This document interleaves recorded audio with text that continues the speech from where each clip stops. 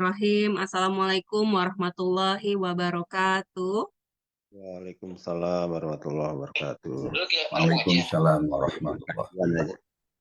Ya, Alhamdulillahirabbil alamin. Assalatu wassalamu ala asrofil anbiya'i wal mursalin Sayyidina Muhammadin wa ala alihi wa sahbihi ajmain amma ba'du.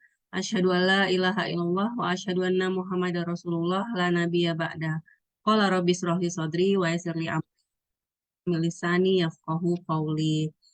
Alhamdulillah selamat pagi Pak Farid, Pak Gaos, dan juga tentunya Bapak Ibu sahabat surgaku nih yang luar biasa di kajian kita setiap Sabtu pagi yaitu Saturday Morning Talk ya. Tentunya dengan pembahasan materi-materi terkait dengan spiritual journey dan masih bersama dengan narasumber kita yaitu Pak Farid Auladi. Alhamdulillah selamat pagi Pak Farid, sehat Pak? wabarakatuh. Belum dibuka. Terima kasih Mbak, sehat selalu gitu ya. Sehat selalu ya. Alhamdulillah. Iya. Alhamdulillah, baik. Alhamdulillah Pak Farid, terima kasih nih sudah terus membersamai kita di izin saya sapa-sapa teman-teman dulu Pak Farid ya. Baik, Bapak Ibu teman-teman yang dirahmati Allah, sahabat surgaku, tentunya eh, kami juga sangat bersyukur ya dibersamai terus oleh teman-teman yang setia untuk belajar bareng di setiap waktu pagi dan mudah-mudahan banyak materi-materi yang bermanfaat yang membawa kita untuk terus memperbaiki diri, mendekat kepadanya dan juga jalankan ya menuju ridhonya. Dan di sini mungkin ada yang baru bergabung ya, perkenalkan saya dengan Anggi Pradita, inisiator dari Pradita Channel, dan alhamdulillah program kita sudah berjalan hampir sejak di awal-awal pandemi ya. Jadi Juni Juni tahun 2020 kalau nggak salah ya. Jadi tiga eh, sudah 3 tahun ya, nggak berasa alhamdulillah. Dan hari ini kita masuk ke pekan 5. Dan nanti Pak Farid akan membahas dengan topik yang sangat menarik tentunya ya, yaitu kalau Allah cemburu. Nah, tapi sebelum kita masuk ke dalam pembahasan terkait dengan materi hari ini, seperti akan membahas lebih dahulu pertanyaan-pertanyaan yang masuk di pekan sebelumnya. eh, Sampai dengan kira-kira jam setengah 7 nanti. Jadi bagi teman-teman yang mungkin pada saat penjelasan materi Pak Farid ada pertanyaan, nah silakan langsung saja tuliskan pertanyaannya di kolom chat di Zoom ya. Dan program ini juga alhamdulillah kita live streaming ke Facebook Pradita Channel. Jadi untuk teman-teman yang mungkin nanti terkendala tidak bisa masuk Zoom lagi atau kendala sinyal nih biasanya Zoom tuh agak lebih berat gitu ya, agak ringan. Dan nanti bisa meluncur saja ke Facebooknya Pradita Channel. Teman-teman udah pada join belum nih? Sudah pada follow, like sosmednya Pradita Channel ya? Silahkan bisa diintip-intip. Kita ada di Facebook Pradita Channel tentunya dan juga ada YouTube Pradita Channel. Selain itu kita juga ada Instagram. Ini saya juga mulai mengaktifkan diri di TikTok Pradita Channel ya. Adalah channel sosmed yang kita ikuti, yang kita apa namanya jalankan ini semakin meluaskan manfaat dan banyak teman-teman yang bisa terbantu ya untuk mendapatkan pencerahan dalam menjalani kehidupan ini selalu dalam ridhonya Allah ya, amin ya rabbal alamin. Baik, di sini Masya Allah ya, sudah ada tentunya Bunda Heni dan Nobar Situbondo ya, yang paling awal nih. Halo Pak Darto dan Bu Heni, Pak Sudarto.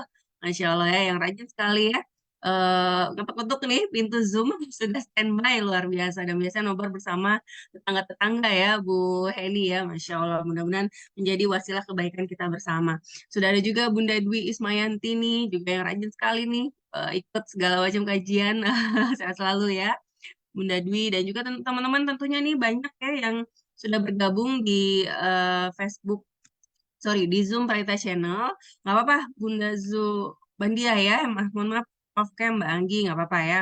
Wajar, pagi-pagi gitu kan ya. Biasanya masih banyak hal yang perlu dikerjakan gitu. Dan teman-teman tentunya yang sudah bergabung di Facebook Parita Channel juga luar biasa sekali ya, semangat membersamai meskipun via Facebook, tapi insya Allah kita energinya bersama ya, bersatu berkumpul dalam kajian spiritual journey ini. Alhamdulillah.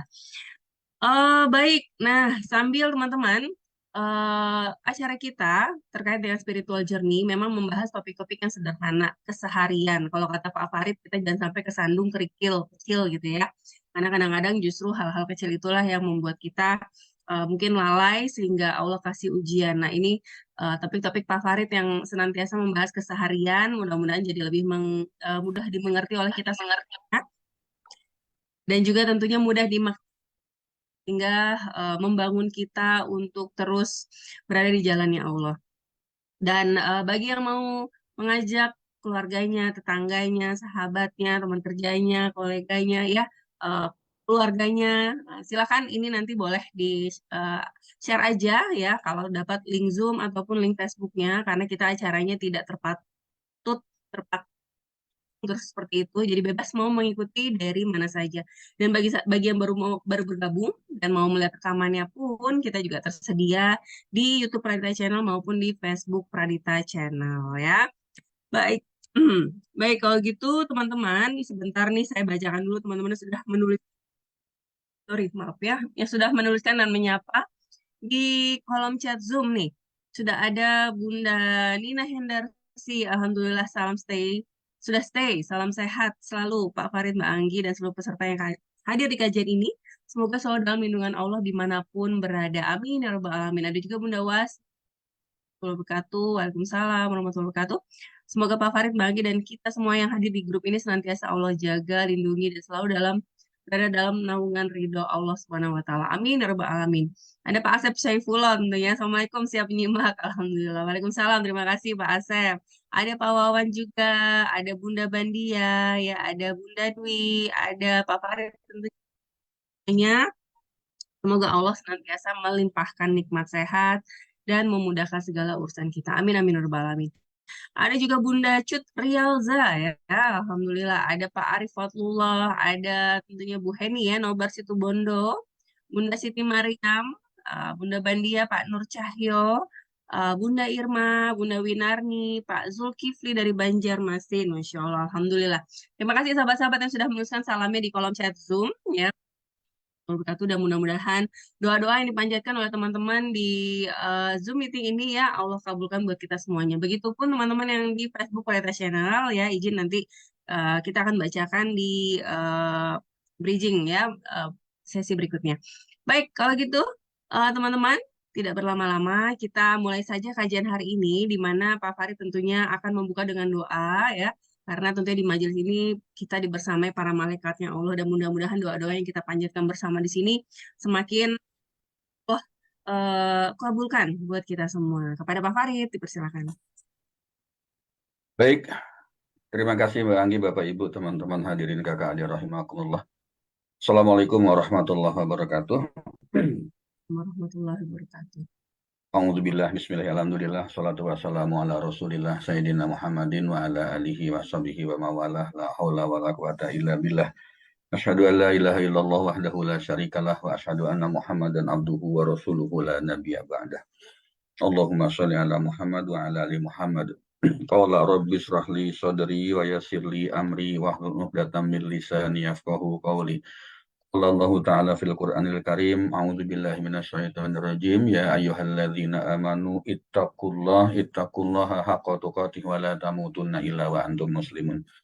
Bapak Ibu hadirin, teman-teman kakak adik rahimakumullah, marilah kita panjatkan puji dan syukur kehadirat Allah Subhanahu wa taala yang masih memberikan kesempatan kepada kita untuk menghirup udara segar di pagi hari ini, yang sanggup menggerakkan hati kita untuk mengikuti acara yang baik ini, insya Allah baik ini, yang sanggup memberikan penyadaran kepada kita bahwa sesungguhnya hidup kita ini tidak memiliki arti, tidak memiliki makna tanpa campur tangan dari Allah Subhanahu wa taala.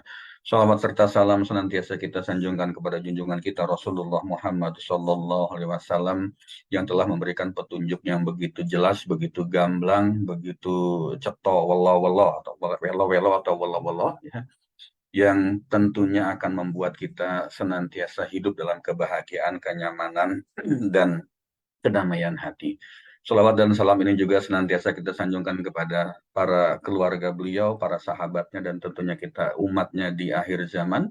Dan insya Allah Semoga kita berharap, kita meminta, kita memohon, kita berdoa, semoga Allah memberikan perkenan kepada Rasulullah untuk memberikan syafaatnya kepada kita di yaumil akhir kelak.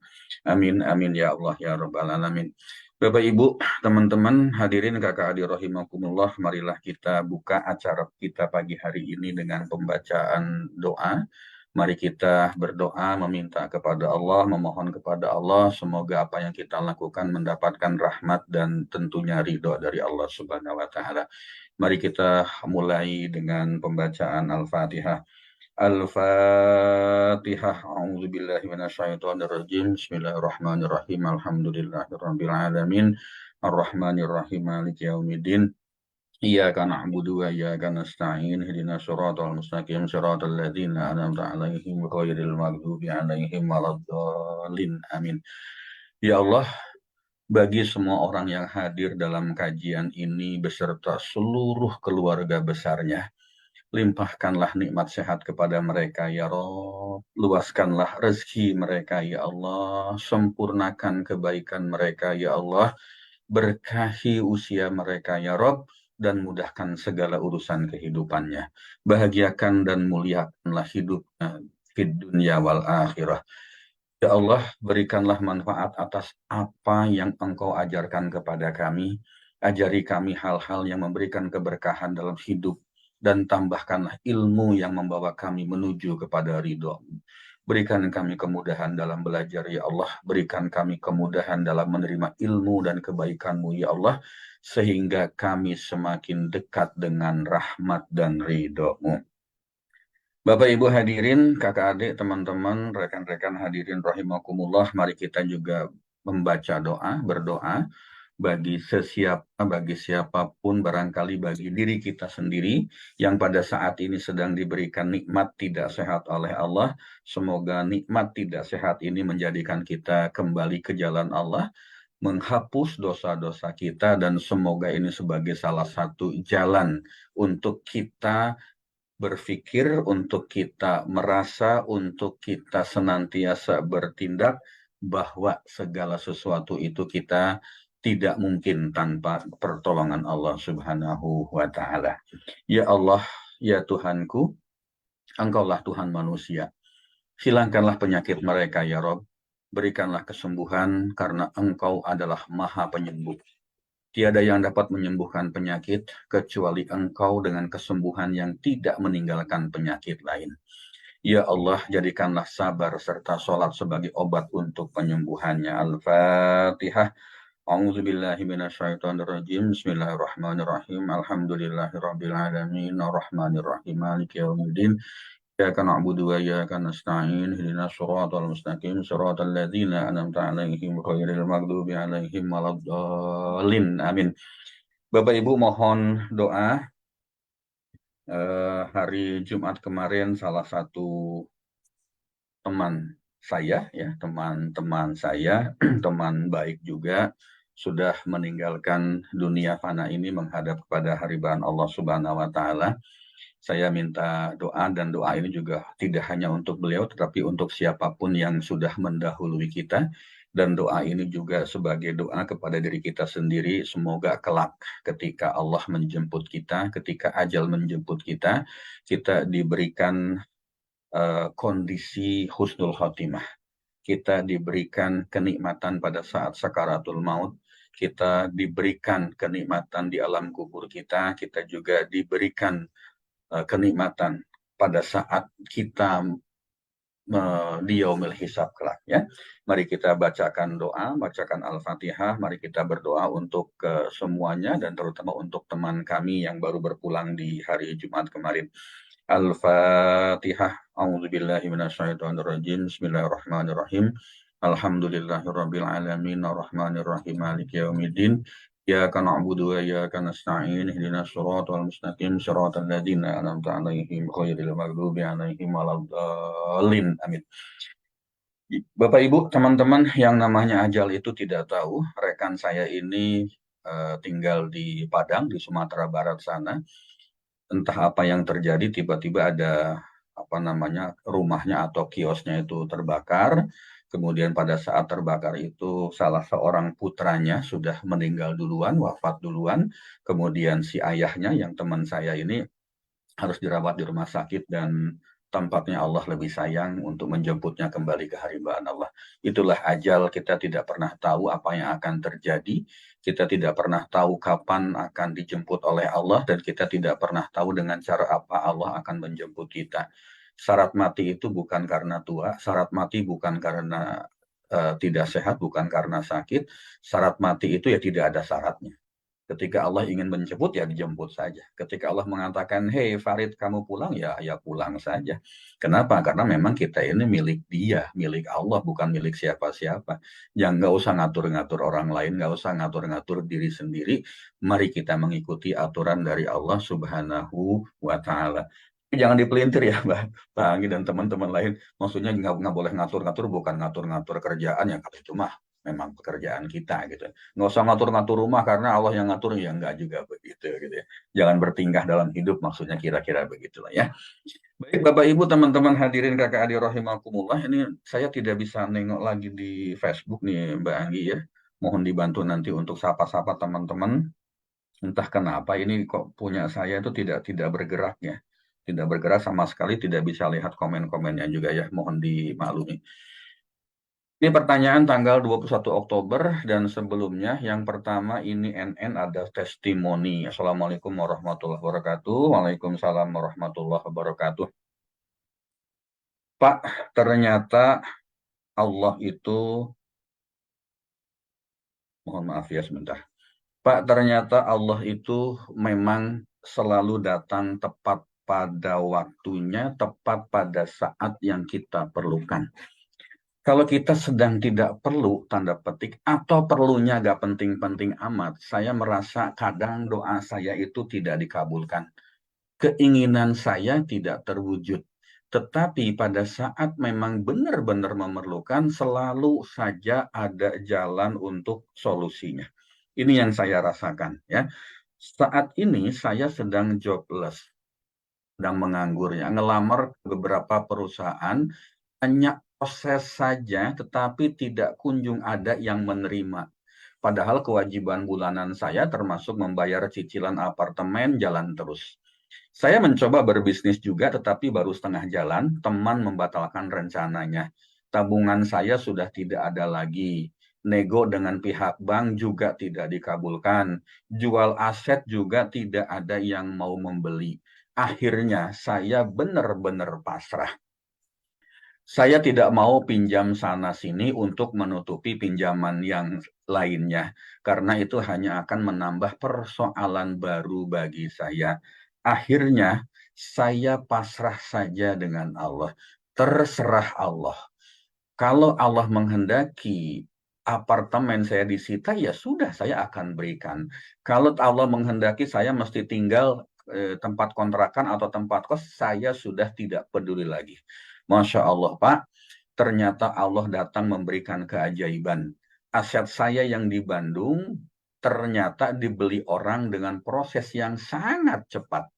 Dan saat ini juga saya sedang proses finalisasi dengan beberapa perusahaan sekaligus. Saya punya pilihan banyak untuk bergabung dengan perusahaan mana saja. Masya Allah ya. Masya Allah, Allahu Akbar, ini adalah bukti, ini fakta, ini real, ini nyata. Bahwa ketika kita bergantung sepenuhnya kepada Allah, maka Allah yang akan memenuhi hajat kita. Jadi beliau ini adalah, saya tidak mengatakan klien atau customer yang tidak pantas ya, tetapi teman lah ya, teman atau rekan yang senantiasa bertanya, konseling, coaching, seperti itu. Persoalan beliau ini sudah beberapa tahun, mungkin 1-2 tahun ini beliau sudah jobless. Beliau juga dulu adalah salah seorang manajer HRD lah di salah satu perusahaan. Kemudian karena suasana kerjanya tidak nyaman, tidak pas, lalu beliau memutuskan untuk mengundurkan diri. 1-2 tahun, ya hidup dengan tabungannya saja. Dan ketika beliau ini merasa sudah mentok, nggak bisa ngapa-ngapain, tidak bisa kemana-mana lagi, beliau mengatakan, saya pasrah dengan Allah. Saya hanya pasrah saja dengan Allah. Terserah Allah mau melakukan apa kepada saya. Mau menyita apartemen saya silakan. Kalau misalnya saya mesti tinggal di kos-kosan juga saya terima dengan baik ya. Saya sudah tidak peduli lagi dan salah satu halnya lagi dia tidak mau pinjam sana sini untuk membayar pinjamannya. Bapak Ibu, teman-teman hadirin kakak adik rahimakumullah, baru kemarin sore dia telepon saya, Pak, alhamdulillah. Ya, alhamdulillah rumah saya yang di Bandung itu sudah terjual. Masya Allah, sehingga dia bisa menutupi amanah atau pinjaman untuk apartemennya itu. Dan kemarin sore beliau mengatakan, saya terima telepon dari beliau, Pak, saya baru saja tanda tangan kontrak dengan salah satu perusahaan oil and gas yang berasal dari Perancis. Masya Allah, Allahu Akbar. Dan sore itu juga dia harus memberikan kepastian kepada salah satu perusahaan untuk bukan membatalkan, untuk tidak jadi bergabung dengan perusahaan itu. Allahu Akbar. Sudah jobless, sudah nganggur selama 1 sampai 2 tahun. Dia tidak punya tabungan hanya cukup untuk hidup sehari-hari. Mau bikin bisnis ternyata tidak berhasil. Tagihan dari pembayaran apartemen ya, leasing apartemennya gitu, itu juga sudah jatuh tempo. Dia tidak punya apa-apa lagi. Dia pasrah kepada Allah. Allah langsung ganjar. Allah langsung berikan jawabannya. Rumahnya yang di Bandung terlaku, beres urusan pinjaman dengan banknya. Kemudian yang kedua, 2 perusahaan sekaligus. Tinggal dia mau tanda tangan kontrak, ya selesai sudah. Dia bisa memilih dimanapun dia mau. Allahu Akbar. Inilah kalau Allah sudah membuka jalan rezeki kita. Ini pelajaran bagi kita semua, ya, terutama yang masih punya amanah, terutama yang masih punya persoalan-persoalan seperti itu ya. Nah, saya tidak bisa bicara ya. Jadi ini adalah bukti kemahakuasaan Allah ya. Bukti kemahakuasaan Allah ya Rabb, bahwa kalau kita benar-benar serah dengan Allah, Masya Allah. Luar biasa, luar biasa. Dan yang memiliki persoalan seperti ini tuh, Masya Allah, banyak. Saya punya teman, punya klien, punya apapun lah disebut namanya, selalu persoalan yang muncul ini adalah seperti ini. Dan biasanya mereka tidak mudah untuk menyelesaikan persoalan ini. Ya, tidak mudah. Tidak mudah untuk mendapatkan cinta dari Allah. Tidak mudah untuk mendapatkan kasih sayang dari Allah. Saya punya seorang teman ya. Ini juga ya boleh katakan teman atau boleh katakan klien atau apapun ya. Saya teringat dengan obrolan beliau ini dengan teman sudah cukup akrab lah, sehingga manggilnya tuh lu gue ya. Biasanya teman saya ini kalau hidupnya sedang tidak nyaman ya, dia pasti call saya, ngubungin saya, terus ngomel-ngomel gitu ya, ngomel-ngomel. Saya udah hafal banget dan tahu persis mesti ngasih saran ke dia tuh seperti apa ya. Saya akan mengatakan begini, pasti lo lagi punya persoalan ini. Pasti lo lagi punya persoalan. Pasti lu lagi punya persoalan. Saking akrabnya manggilnya lu gue gitu kan. Dia paling terdiam, paling sok tahu lu gitu kan. Terus saya langsung tembak aja, pasti sholat lu kagak bener. Pasti sholat lu kagak bener ya. Nggak di awal waktu, sholat sunnahnya nggak dijalankan secara rutin. Biasanya sih dia cuma nyengir gitu ya. Karena memang itu penyebab persoalan hidupnya. Dan ini juga sebetulnya yang menjadi persoalan hidup bagi kita semua. Lalu saya bilang ke dia gitu, lu itu emang kebangetan ya. Lu itu emang kebangetan. Pas giliran mau bayar cicilan utang ke manusia, lu bela-belain nyiapin duit sebelum jatuh tempo. Giliran urusan sholat, udah azan pun lu tetap santai aja gitu kan. Ya udah, silahkan rasakan sendiri akibatnya seperti itu. Ini kadang-kadang saya ekstrim juga karena udah kenal dengan dia gitu kan. Saya bilang gitu, lu tuh kan kadang-kadang kebangetan gitu loh. Cicilan utang aja lu siapin duit ya sebelum jatuh tempo, itu sudah kamu siapkan uangnya supaya tidak terlambat pembayaran pinjaman. Tetapi kenapa giliran urusan sholat ya, kita tidak pernah menyiapkan diri kita sebelum azan berkumandang. Nah, ini sesuatu yang sebetulnya sederhana, sesuatu yang sebetulnya ada di sekitar kita, tetapi memang tidak mudah ya. Tidak mudah untuk apa? Tidak mudah untuk melakukan itu. Nah, Bapak, Ibu, teman-teman hadirin, kakak adik rahimakumullah, seperti disampaikan Mbak Anggi tadi, memang acara kita Saturday Morning Talk ini, Spiritual Journey ini, kita akan membahas sesuatu yang keseharian saja. Yang seperti inilah, yang begini-begini yang muncul ya. Pada saat konseling, pada saat coaching, pada saat minta pendapat dan sebagainya, selalu muncul hal-hal yang seperti ini. Yuk kita angkat, kita jadikan sebagai pelajaran. Saya pun juga sudah meminta izin kepada yang bersangkutan untuk dijadikan testimoni lah, seperti itu ya. Maaf Mbak Anggi, satu lagi ini testimoninya bagus juga sebetulnya ya, bagus juga, jadi agak kemakan waktunya. Yang kedua, Assalamualaikum warahmatullahi wabarakatuh. Pak Farid, ini out of topic ya. Saya sudah menikah lebih kurang sekitar 30 tahun, sudah punya 3 anak dan 2 cucu. Tetapi saya merasakan pernikahan saya ini tidak bahagia. Sejak pertama kali menikah sampai detik ini. Karena mendapatkan pasangan yang kurang memahami dan tidak tertib menjalankan agamanya seperti sholat dan sebagainya. Saya mau berpisah, saya ingin divorce, tetapi kasihan anak-anak dan masih selalu ingat pesan almarhum orang tua untuk tetap berbakti kepada pasangan, apapun yang terjadi. Jadi dilema kan Pak ya, bagaimana mengatasi persoalan ini. Jadi sebenarnya persoalan ini sudah persoalan lama. Saya juga sudah melakukan konseling dengan beliau ini juga sudah lama. Saya minta izin ini diangkat untuk menjadi testimoni, beliau mengizinkan ya. Saya akan cerita prosesnya sampai kondisi terkini.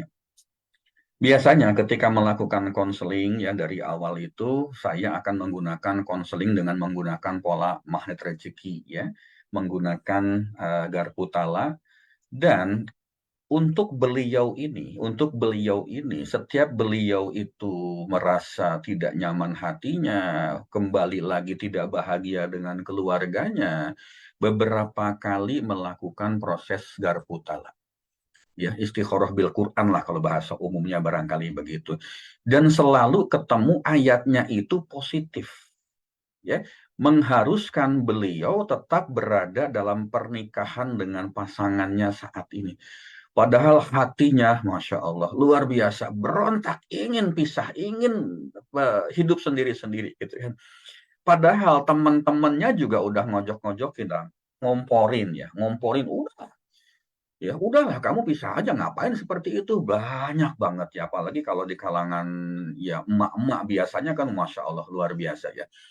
Beliau ini juga tingkat gelisahnya ya lumayan tinggi juga gitu ya. Kenapa saya katakan ya memang tidak mudah untuk istiqomah di jalan Allah.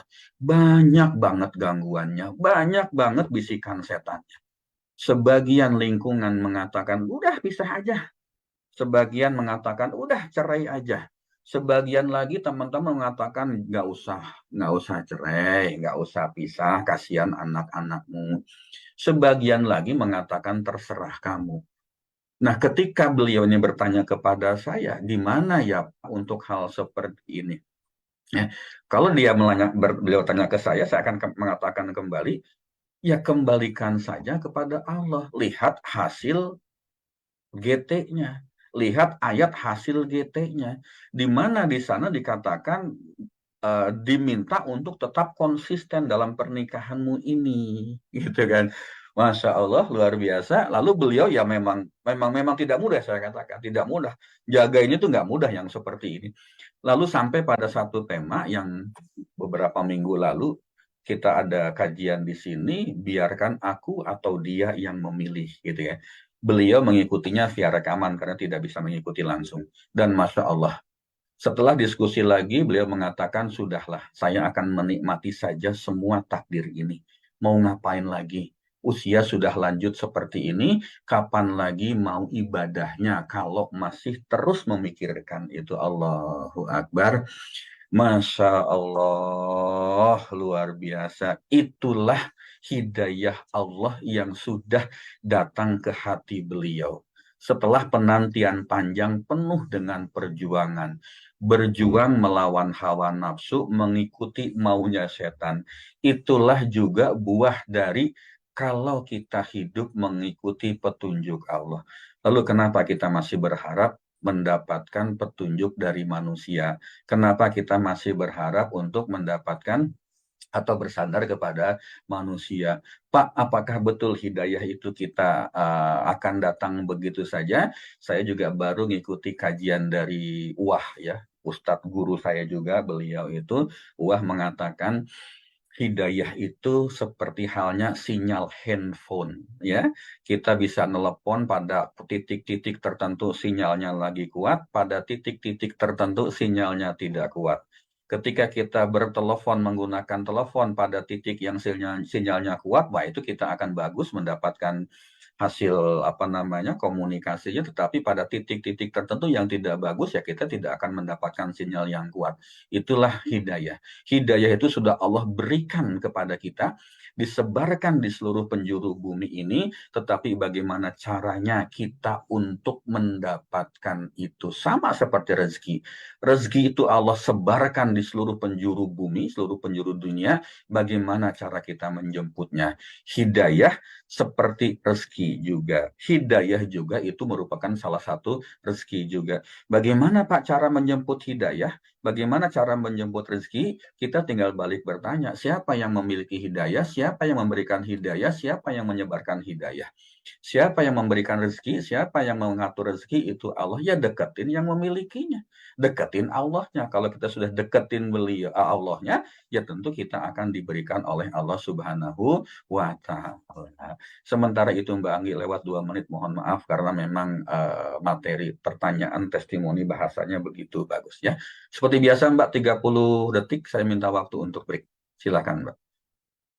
Baik, ya, terima kasih Pak Farid untuk jawaban dari pertanyaan-pertanyaan yang masuk. Ini pertanyaan-pertanyaan tentunya banyak sekali ya, relevan terjadi di sekitar kita gitu kan. Jadi juga untuk kita yang biasanya konselor, coaching gitu ya, coach. Ini memang pertanyaan-pertanyaan yang umum terjadi. Jadi intinya adalah sebenarnya tentunya setiap persoalan itu kita semua pasti memilikinya dan tidak kita nggak sendiri gitu ya dalam menghadapi persoalan yang Allah hadirkan untuk kita, tinggal bagaimana kita bisa meresponnya dengan baik. Dan salah satunya tanda membaiknya Allah ingin membaiknya kehidupan kita adalah pada saat Allah gerakan hati kita untuk hadir di majelis-majelis ilmu seperti ini ya. Mudah-mudahan tentu saja ini ada yang bilang kan hidayah itu mahal ya, karena bisa jadi banyak orang di sekitar sana yang kehidupannya ya apa namanya, kita kadang-kadang berharap orang tersebut mendapatkan hidayah, tapi kalau memang Allah belum buka hatinya, belum buka untuk terbukanya hidayah itu masuk, maka ya kita tidak bisa apa-apa gitu kan ya, hanya bisa mendoakannya. Jadi untuk kita yang saat ini masih Allah berikan kelapangan ya untuk hidayah hadir, frekuensinya masuk di hati kita semuanya, tentunya patut kita syukuri dan juga mudah-mudahan kita bisa istiqomah untuk selalu di jalannya Allah ya. Amin ya rabbal alamin. Alhamdulillah, terima kasih Pak Farid untuk sharingnya, menjawab pertanyaan-pertanyaan dari teman-teman semuanya dan tentunya insya Allah menjadi pencerahan buat kita semuanya ya. Baik, nah Bapak Ibu teman-temanku, sahabat surgaku, kita akan melanjutkan nih, masuk ke materi hari ini terkait dengan kalau Allah cemburu. Nah ini biasanya tema-tema yang sangat menarik ya, terkait dengan hal ini. Dan tentunya akan juga dibahas dengan unik dan menarik oleh Pak Farid, sehingga memudahkan kita semuanya untuk bisa memahaminya seperti itu ya. Dan sebentar. Ya, dan dengan demikian kita akan mulai kajian terkait dengan eh, tadi apa? Kenapa? Ketika Allah cemburu, tapi sebelum itu saya kasih pantun dulu, boleh ya? Pendekar tua bawa pelana, naik kuda tiada talinya. Sepanjang minggu giat bekerja, kita tenangkan jiwa dengan kajian bersama. Baik, silakan Pak Farid. Masya Allah, luar biasa. Mbak Anggi tadi nanti sambil di tengah jalan ditengok-tengok untuk Facebooknya ya. Ini Ya, saya nggak balik lagi saya nggak jalan. iya. Oh iya, baik-baik. Ada Teman-teman di berapa ini? Facebook. Oh ini Masya Allah, Alhamdulillah lah ya. Di Facebook, Alhamdulillah sudah 1.000 orang nih Pak Farid yang Masya ikut Allah. di apa namanya di Facebook Perita Channel. Teman-teman yang ada di Facebook Perita Channel nih, Masya Allah ya, ada Bunda Saidatin, Mbak Faiza, Pak Teguh Rahman, Bunda Widya, Pak Sunarmin, ya, em, Bunda Lela, dan sebagainya ya, Masya Allah, Alhamdulillah. Terima kasih teman-teman yang sudah membersamai ini. Mohon maaf nggak bisa dibacakan ya, yang hadir di Facebook banyak sekali.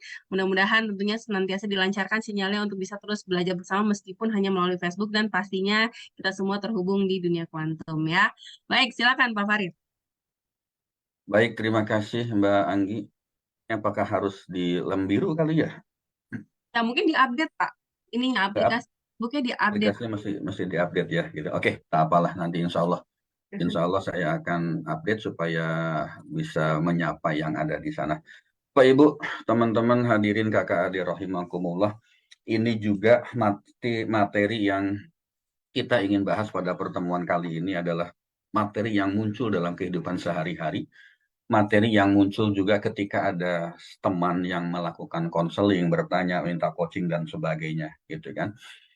Ketika Allah cemburu, jadi awalnya ini saya ambil dua peristiwa yang mendasari mengapa ini kita angkat menjadi satu materi untuk pembahasan kita ya. Saya punya teman, ada teman ini sedang saat itu ya, sedang berduka sangat dalam ya.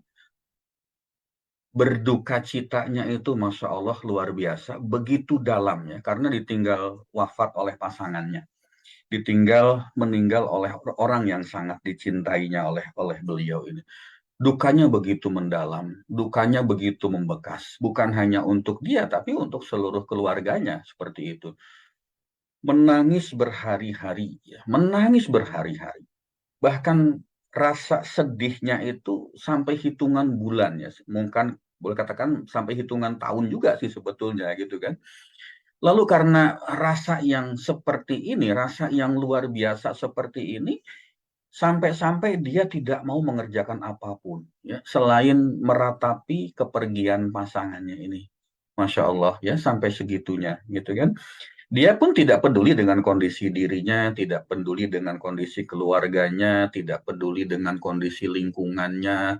Orang-orang berusaha menghiburnya, teman-temannya berusaha untuk memberikan semangat, memberikan motivasi, tetapi dia tetap tidak bergeming dengan kesedihannya itu.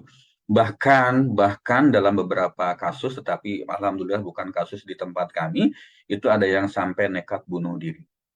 Pertanyaannya sederhana. Kalau kita menghadapi satu kondisi ditinggalkan pasangan, kemudian kita melakukan hal yang seperti itu, gitu kan? Melakukan hal yang seperti itu, apakah kita bisa merasa bahagia dalam hidup kita? Itu kan pertanyaan yang sangat sederhana. Ketika kita harus larut dalam satu kondisi suasana kesedihan yang tidak berujung, yang kemudian membuat hidup kita menjadi tidak semangat, membuat hidup kita tidak bergairah, membuat hidup kita seolah-olah ini adalah akhir segalanya. Pertanyaan sederhananya itu adalah apa manfaatnya buat kita jika kita melakukan hal yang seperti itu? Ya, apa manfaatnya untuk kita kalau kita melakukan hal yang seperti itu? Apakah kita merasakan bahagia dalam hidup? Apakah kita merasakan tenang dalam hidup? Apakah kita merasakan nyaman dalam hidup? Nah, itu tinggal kita kembalikan kepada diri kita masing-masing. Lalu pertanyaan yang kedua, mengapa semua itu bisa terjadi? Nah, ini dari beberapa kali konseling, dari beberapa kali kejadian dan diskusi, saya bisa mengambil satu kesimpulan secara umum. Biasanya almarhum atau almarhumah itu orang yang sangat-sangat baik selama hidupnya. Kalau melihat ini dalam kasus yang berbeda, saya melihat almarhum Pak B.J. Habibie ya. Ketika ditinggal wafat oleh istri tercinta, Ibu Ainun Habibie, Masya Allah, bagaimana kehidupan beliau. Drop luar biasa. Yang kedua, kita melihat dulu zaman almarhum Pak Presiden Soeharto juga demikian. Ditinggal wafat oleh Ibu Tin, langsung karirnya melorot. Demikian juga bagaimana semangat hidup Pak SBY ketika ditinggal wafat oleh Ibu Ani Yudhoyono. Apa yang terjadi? Mengapa bisa terjadi seperti itu? Tetapi ya Alhamdulillah Pak Habibie, Pak almarhum Habibie, Pak Harto, Pak SBY bukan tipe orang yang kemudian ngelokro, ya, bukan tipe orang yang kehilangan motivasi. Tetapi secara umum, kenapa bisa terjadi seperti itu? Karena biasanya almarhum atau almarhumah orang yang sangat-sangat baik selama hidupnya. Karena saking baiknya, akhirnya dia sangat mencintai almarhum atau almarhumah itu. Saking baiknya, maka dia akan sangat mencintai pasangannya tersebut. Karena sangat mencintainya, akhirnya merasa tidak rela kehilangannya. Ini persoalannya, ujungnya adalah merasa tidak rela kehilangannya. Kenapa? Karena sangat mencintai pasangan, mencintai almarhum atau almarhumah. Kenapa sangat mencintainya? Karena mereka adalah orang-orang yang sangat baik selama hidupnya. Ya, seperti itu penyebabnya. Kemudian ada lagi cerita, ini juga saya ambilkan dari konseling juga. Ada seseorang yang sangat cemburu kalau pasangannya itu mulai dekat dengan orang lain. Padahal pasangannya itu cuman deket doang. Cuman deket aja, belum terbukti melangkah jauh. Artinya belum terbukti melakukan sesuatu. Belum terbukti melakukan sesuatu yang melanggar syariat agama, gitu kan. Lalu apa yang dilakukan oleh si orang yang sangat cemburu ini? Selalu kepo. Kepo itu bahasa zaman sekarang. Selalu ingin tahu dengan apa yang dilakukan oleh pasangannya. Ya, lalu saking kepingin tahunya selalu membuka HP pasangannya. Nah, ini kadang-kadang persoalannya muncul karena kita kepo dengan HP pasangan kita. Main buka-buka aja kan begitu ya. Apa yang terjadi? Tidak percaya dengan apa yang dilakukan oleh pasangannya. Kalau perlu nih pasang CCTV, pasang GPS untuk melacak keberadaan si pasangannya. Lalu yang lebih ekstrim lagi, pasangannya itu tidak diberikan kebebasan untuk melakukan kegiatannya. Sampai sebegitunya, dan itu banyak terjadi. Sampai harus seperti itu, dan itu terjadi. Pertanyaan saya kepada beliau ini, kalau kamu sampai seperti itu, selalu kepo dengan apa yang dilakukan pasanganmu, selalu membuka HP pasanganmu, tidak percaya dengan apa yang dilakukan pasanganmu, kalau perlu pasang CCTV, tempelin di kepala si pasanganmu itu, katakan ya, atau pasang GPS untuk melacak keberadaannya, gitu kan. Lalu kamu mengekang pasanganmu untuk tidak melakukan kegiatan apapun selain yang berdekatan dengan saya. Saya tanya kepada beliau, nyaman nggak hidup seperti itu? Bahagia nggak hidup seperti itu? Enak nggak hidup seperti itu? Tenang nggak hidup seperti itu? Jawabannya tidak, tidak, tidak, tidak, tidak. Pertanyaan saya berikutnya, kalau memang tidak, kenapa engkau melakukan hal-hal yang seperti itu? Ini terjadi, ini fakta, ini ada yang semuanya itu terjadi di dalam kehidupan sehari-hari kita. Banyak begitu, banyak juga. Banyak yang datang konseling hanya untuk bercerita, berdiskusi, atau ya konseling lah, mencari solusi lah untuk. Pertanyaannya adalah mengapa semua itu bisa terjadi? Balik lagi sama seperti yang kasus yang pertama tadi. Pasangannya ini adalah orang yang sangat baik selama ini. Sangat baik, sangat perhatian, pokoknya nggak ada yang lain selain dia yang baiknya. Tidak ada orang yang lebih baik dari dia, katakanlah seperti itu. Nah, karena saking baiknya, akhirnya dia sangat mencintai pasangannya. Saking baiknya, dia sangat mencintai pasangannya. Karena sangat mencintainya, akhirnya merasa tidak rela kehilangannya. Balik lagi, merasa tidak rela kehilangannya. Tadi juga begitu, yang ditinggal wafat oleh pasangannya, ujung-ujungnya merasa tidak rela kehilangannya. Yang hidup juga begitu, dengan rasa cemburu yang begitu besar, yang akhirnya membatasi segala gerak-gerik pasangannya, ujung-ujungnya karena merasa tidak rela kehilangan pasangannya. Bapak, Ibu, teman-teman, rekan-rekan, kakak, adik, rahimakumullah. Kenapa merasa takut kehilangan? Nah, ini ada pertanyaan sederhana lagi. Kalau boleh saya bertanya ya, kalau boleh saya bertanya kepada teman-teman, pada Bapak Ibu rekan-rekan, nanti boleh dibuka Zoom chatnya ya Mbak Anggi, atau kalau mau open mic juga silahkan. Saya akan bertanya, ketika kita ditinggalkan oleh orang yang kita cintai, ya, kenapa kita harus begitu bersedih? Apakah karena kita sayang dengan orang itu, atau karena kita egois dengan apa yang kita rasakan? Boleh dibantu untuk menjawab, Mbak Andi. Ketika kita kehilangan pasangan kita ya paling gampang. Ketika kita kehilangan orang-orang yang sangat kita cintai, ya kemudian kita bersedih. Bersedih itu apakah kita karena saking sayangnya dengan dia atau karena ego kita? Pertanyaannya begitu. Wah, Coach Nana lagi di Mekah ini, terima kasih jawabannya egois. Selamat menunaikan ibadah umroh, Coach Nana. Karena kita sayang dengan dia. Yuk, pertanyaan. Silakan Mbak Anggi. Ya, baik, silakan teman-teman bisa menjawab nih pertanyaan ditanyakan oleh Pak Farid. Kira-kira kalau kita menyayangi seseorang lalu kehilangan gitu ya. Nah, itu rasa sedihnya itu disebabkan oleh karena sayangnya kita kepada orang tersebut atau lebih karena ego kita ya. Di sini sudah banyak nih yang menjawab Pak. Bunda Irma ya sepertinya karena ego Pak ya. Bunda Lila karena ego. Nobar Situbondo karena sayang dan ego. Bunda Sri sayang Pak. Bunda Eni ego ya. Mana selamat umroh ya, semoga dilancarkan menjadi umroh yang mabruroh, amin.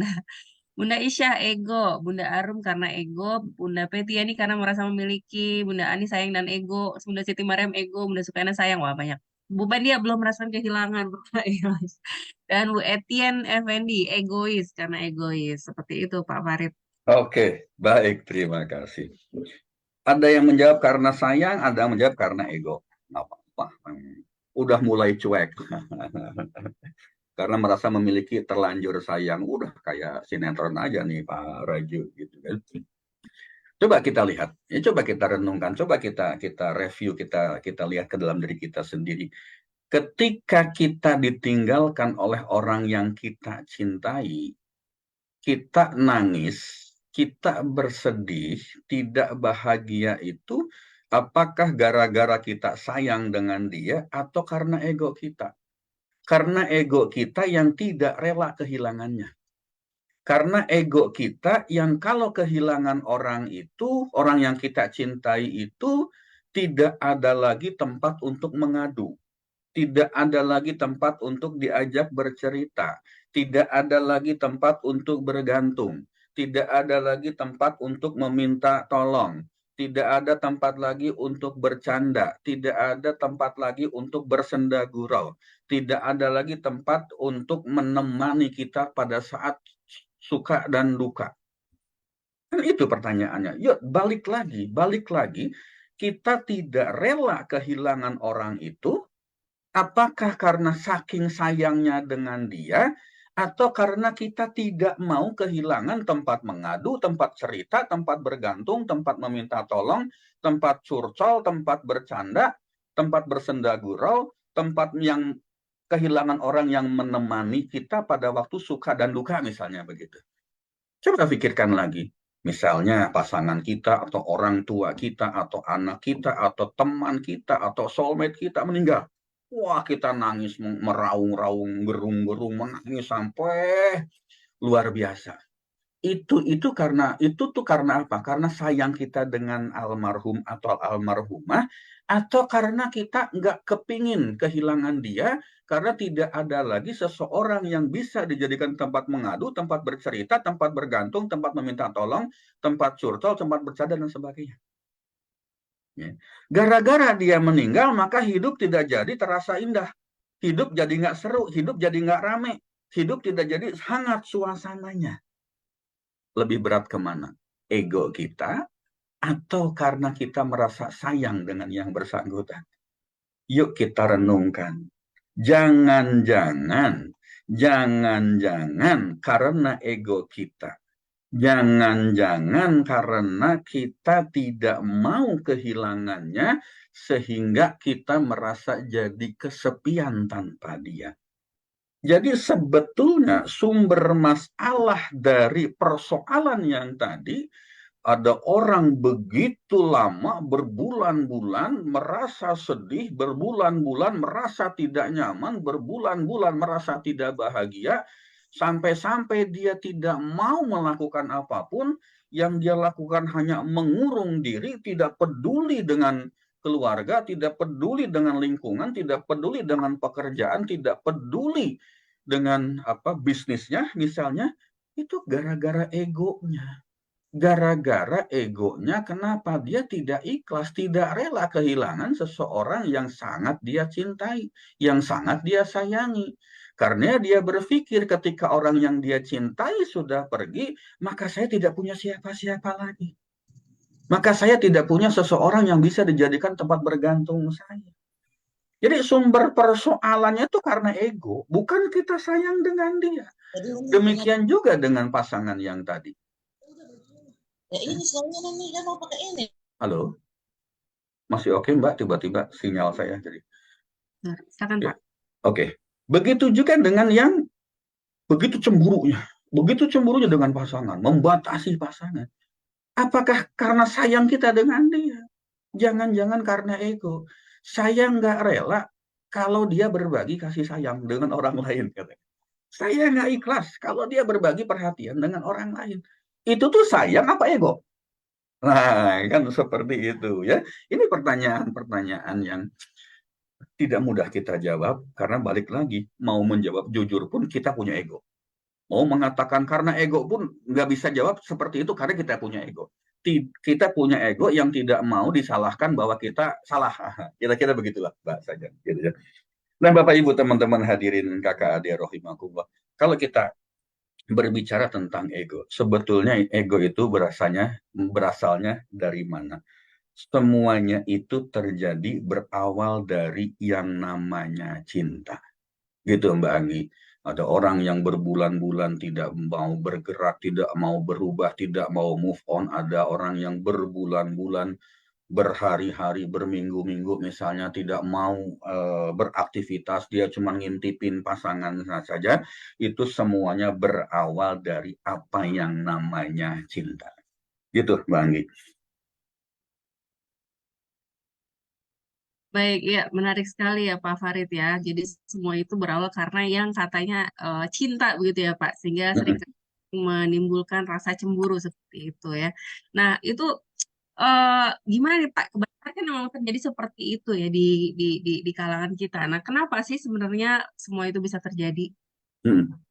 Ya, kalau kita berbicara tentang cinta, ini pasti hal yang menarik nih Mbak. Ya, Bapak Ibu teman-teman hadirin kakak adik rahimakumullah. Berbicara cinta artinya berbicara sesuatu yang tidak akan pernah habis untuk dibahas. Atas nama cinta, demi cinta, karena cinta. Oh, luar biasa ya. Bahkan urusan cinta ini muncul sejak zaman Nabi Adam sampai kelak hari kiamat datang. Pembahasan tentang cinta ini tidak akan pernah selesai. Banyak manusia yang menemukan jati diri, yang bisa bangkit dari keterpurukan, dari sesuatu yang tidak baik, bahkan bisa menemukan bakat yang selama ini terpendam dalam dirinya karena cinta. Ya, karena cinta. Tetapi sebaliknya, ada juga, tidak sedikit juga, orang yang gara-gara cinta itu justru kehilangan akal sehat. Gara-gara cinta kehilangan akal sehat, melakukan berbagai macam kejahatan, melakukan berbagai macam kemaksiatan, melakukan berbagai macam dosa yang sangat tidak manusiawi sekalipun atas nama cinta. Termasuk cinta kepada materi, termasuk cinta kepada dunia. Itu cinta itu memiliki dua sisi mata uang, yang satu positif, yang satu tidak positif. Pasti. Setiap apapun yang ada di dunia ini pasti seperti itu. Ada dua sisi. Ada sisi positif, ada sisi yang tidak positif. Sisi positif dari cinta, banyak orang bangkit, banyak orang termotivasi, banyak orang sukses, banyak orang yang bisa lari cepat, berhasil mencapai apa yang dia inginkan, apa yang menjadi targetnya gara-gara cinta. Tetapi sebaliknya juga ada orang yang hidupnya jatuh luar biasa, terhempas jatuh ke dalam hanya gara-gara cinta juga. Seperti itu. Nah, setiap generasi mempunyai bahasan menarik dan boleh dikatakan tidak sederhana tentang cinta ini. Tetapi kita sebagai orang Islam, sebagai agama paripurna, sebagai agama yang paling sempurna, tentu punya pegangan, tentu punya landasan bagaimana cara kita hidup dengan cinta berdasarkan Islam, berdasarkan syariat Islam, berdasarkan ketentuan yang ada di dalam kehidupan kita dan dalam agama kita. Islam itu mengatur tentang bagaimana kita mencintai dan siapa yang layak dicintai. Bahkan tidak jarang kita menemukan jargon Islam itu adalah sebagai agama cinta. Seorang Imam Al-Ghazali dalam kitab yang monumental ya, Ihya Ulumuddin, itu menjelaskan satu bab khusus tentang cinta, tentang mahabbah. Mulai dari dalil-dalil cinta, hakikatnya, sebabnya, dan siapa yang berhak mendapatkan cinta itu. Tapi tentu kita tidak perlu bahas semuanya. Ya, kita ambil beberapa poin saja dari kitab Ihya Ulumuddin ini. Nah, dalil-dalil cinta dalam Al-Quran juga banyak. Nah, mari kita belajar bagaimana kita mencintai, bercinta dalam arti yang positif, menurut Islam itu seperti apa. Banyak ayat yang berbicara cinta, banyak juga hadis yang berbicara cinta, bahkan keimanan paling sempurna pun adalah iman yang dilandasi cinta. Kita lihat Al-Baqarah ayat 165. Walladzina amanu asyaddu hubban lillah. Adapun orang-orang yang beriman amat sangat cintanya kepada Allah. Ini tuntunan pertama, tuntunan utama bagaimana kita mengimplementasikan cinta kita di dunia ini. Walladzina amanu asyaddu hubban lillah. Adapun orang-orang yang beriman amat sangat cintanya kepada Allah. Nanti bagaimana hubungannya dengan dua kasus yang kita bahas di depan tadi. Itu kita akan bahas di sana, gitu ya. Nah, kemudian yang kedua, masih cinta dalam Islam. Ada satu hadis riwayat Ahmad, wahai Rasulullah, apakah yang dimaksud dengan iman? Rasulullah Shallallahu Alaihi Wasallam menjawab, yaitu apabila Allah dan Rasulnya lebih kamu cintai daripada selain keduanya. Kita ambil dulu dua landasan ini. Landasan pokok, landasan pertama, landasan utama. Satu, cinta kepada Allah. Yang kedua, cinta kepada Rasulullah Shallallahu Alaihi Wasallam lebih daripada cinta kepada yang lainnya. Pak, ini kan teori. Pak, ini kan hadis. Pak, ini kan ayat. Lalu bagaimana implementasi dalam kehidupan sehari-harinya? Yuk kita buka kitab Ihya Ulumuddinnya yang terkait dengan urusan mahabbah. Terkait dengan urusan cinta. Ada 5 kategori cinta menurut Imam Al-Ghazali. Yang pertama, cinta kepada diri sendiri, kepada kesempurnaan dan kepada keberadaannya. Bapak, Ibu, teman-teman hadirin kakak adik rahimakumullah. Islam mengajarkan kepada kita. Islam membimbing kepada kita bagaimana kita menerapkan cinta kepada kehidupan kita sehari-hari. Islam memberikan satu pelajaran bahwa kita itu pasti akan mencintai diri sendiri, kesempurnaan dan keberadaannya. Oleh karena itu, kenapa ada orang yang ingin badannya sehat? Ada orang yang Masya Allah, Alhamdulillah kelebihan berat badan ingin menjadi lebih kurus. Supaya lebih kelihatan menarik. Betul? Seperti itu. Kenapa bisnis-bisnis make up itu laku keras? Kenapa bisnis-bisnis alat kecantikan itu laku keras? Apapun mereknya, apalagi sekarang dengan banyaknya pilihan begitu mudah untuk kita dapatkan. Kenapa? Karena kita ingin tampil lebih baik lagi. Karena kita ingin tampil, ingin kelihatan menjadi sosok, menjadi seseorang yang kelihatan bagus di mata orang lain. Itu adalah bukti bahwa diri kita mencintai diri sendiri. Diri kita ingin diri ini sempurna, ingin badan ini sempurna. Diri kita ini harus dibungkus dengan misalnya beli baju yang bagus, baju yang mahal.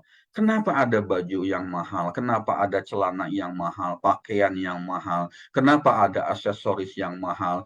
Kenapa ada kacamata yang mahal? Kenapa ada jam tangan yang mahal? Kenapa ada perhiasan emas, perak, apapun itu bentuknya yang mahal-mahal? Kenapa kita gemar untuk mengenakan itu semua? Kenapa kita ingin memakai itu semua? Karena Allah sudah menakdirkan bahwa kita pun mencintai diri kita sendiri. Kita tidak bisa menafikan itu. Misalnya saya lihat, saya cuma sebut ya, Pak Denny Trias ya. Kok sekarang perutnya agak buncit misalnya. Perutnya agak-agak melendung. Iya kah? Langsung sibuk mencari obat pelangsing perut misalnya. Langsung sibuk mencari obat untuk supaya badannya kelihatan kekar. Sibuk berolahraga misalnya supaya kelihatan six pack dan sebagainya. Kenapa semua terjadi seperti itu? Apalagi emak-emak. Emak-emak ini kalau sudah kok kelihatan kamu gemuk sekarang, waduh, kalau sudah mendengar kata gemuk itu Masya Allah luar biasa. Itu dunia seperti mau runtuh, langit seperti mau runtuh gitu. Kenapa bisa seperti itu? Karena dia tidak ingin kelihatan tidak baik di depan orang lain. Dia ingin kelihatan sempurna di mata orang lain. Dia ingin betul-betul menampilkan sesuatu yang sangat baik di depan orang lain. Itu bukti bahwa kita mencintai diri kita sendiri. Mencintai kesempurnaan kita. Mencintai keberadaannya. Tidak bisa kita nafikan. Yang namanya cinta itu bukan kepada orang lain, bukan kepada pihak luar, bukan kepada sesuatu yang ada di luar diri kita saja, tetapi termasuk ke dalam diri kita sendiri juga. Kenapa kita mesti bersolek kalau mau kondangan misalnya? Kenapa kita mesti dandan ketika mau tampil pada satu acara misalnya? Kenapa kita mesti membawa tas yang paling mahal ketika ada resepsi pernikahan? Kenapa kita mesti memakai perhiasan kalau perlu dari ujung ke ujung di tangannya perhiasan semua gitu? Kenapa kita mesti pakai kalung yang begitu besar yang kelihatan mahal? Bahkan kadang-kadang kenapa kok sampai kita bela-belain pakai kalung imitasi, pakai gelang imitasi yang disepuh warna emas? Kenapa kita mesti menggunakan sepatu yang mahal? Kenapa kita mesti beli mobil yang paling mahal? Pengen punya rumah yang di tempat yang paling elit? Karena kita mencintai diri kita sendiri. Kita ingin kelihatan sempurna. Kita ingin keberadaan eksistensi kita itu diakui oleh orang lain. Kalau perlu bukan cuma diakuin, tetapi orang akan hormat dengan kita. Orang akan kagum dengan kita. Oh, si Farid ini sekarang begini. Oh, dia punya posisi begini. Itu bukti bahwa kita mencintai diri kita sendiri. Bapak, Ibu, teman-teman hadirin, kakak adik rahimakumullah. Menurut Al-Ghazali, cinta yang kedua itu adalah kita mencintai orang yang berbuat baik kepadanya. Kita akan mencintai seseorang yang berbuat baik kepada diri kita sendiri. Ini fitrahnya, fitrah manusia itu seperti itu. Kenapa kita begitu mencintai orang tua yang sangat mengasihi kita? Kenapa kita begitu merasa kehilangan ketika orang tua kita wafat? Ya. Kalau orang tua kita itu begitu mencintai kita, begitu menyayangi kita, memberikan segalanya untuk diri kita, mengorbankan segalanya untuk kehidupan kita, dan itu kita akan rekam di memori kehidupan kita sejak kapan? Sejak dalam kandungan sampai sekarang, sampai detik ini, semua yang diberikan, kebaikan-kebaikan yang diberikan oleh orang tua kepada kita tidak akan pernah akan hilang. Sehingga apa? Sehingga kita akan sangat mencintainya. Gara-gara sangat mencintainya, maka kita tidak rela kehilangannya. Contoh yang dua tadi. Pasangannya tadi. Pasangan yang sudah meninggal. Fitrah manusia, kita sudah diciptakan oleh Allah akan mencintai seseorang yang berbuat baik kepada diri kita, entah itu pasangan, entah itu orang tua, entah itu anak kita misalnya, entah itu atasan kita, entah itu rekan kita, entah itu soulmate kita akan mencintai mereka. Dan kita tidak akan pernah mencintai orang yang tidak berbuat baik kepada kita. Ini sesuatu yang sangat sederhana, sesuatu yang terjadi pada kehidupan kita. Ih, orang ini baik banget sama gue nggak rela kalau sampai gue nyakitin dia. Apapun saya akan serahkan kepadanya. Kenapa? Karena dia akan baik dengan kita. Jadi Bapak Ibu teman-teman hadirin kakak adik rahimakumullah, kalau teman-teman sering menonton film-film mafia, ya, bagaimana persaudaraan, bagaimana persahabatan, bagaimana ikatan batin mereka sesama orang yang jahat pun, sesama mafia pun, itu pembelaannya tuh luar biasa. Kalau perlu pasang badan, kalau perlu bertaruh nyawa, bertaruh jiwanya. Untuk apa? Melindungi orang yang begitu baik kepada dia. Itu terjadi. Itu terjadi. Dan itu fitrahnya.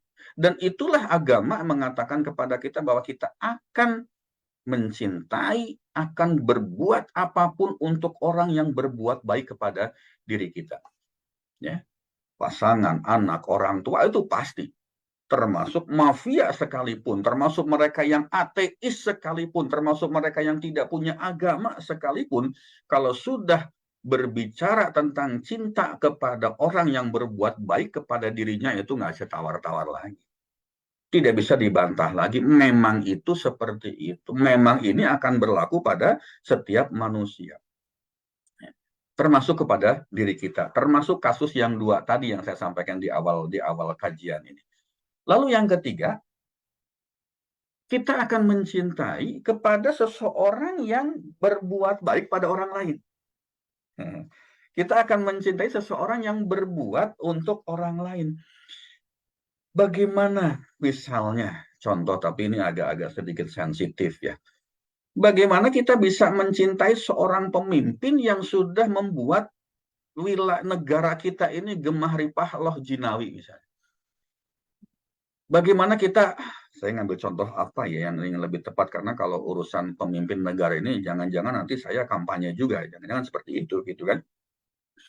Misalnya begini, di lingkungan kita itu ada seseorang yang begitu dermawan, ada seseorang yang sangat gemar berbagi, ada seseorang yang betul-betul apa namanya itu kalau sudah bersedekah berbagi itu Masya Allah luar biasa gitu ya. Kita akan mencintai dia, kita akan menyukai dia, kita akan menyayangi dia. Saya suka dengan dia, saya mencintai dia. Sehingga ketika orang itu wafat, misalnya, sering kita lihat kan di medsos, di Facebook, di IG dan sebagainya. Ya Allah, orang baik ini sudah pergi. Misalnya para ustadz, para ulama-ulama besar. Ya Allah, orang ini baik. Kenapa orang baik kok cepat sekali diambil oleh Engkau ya Allah?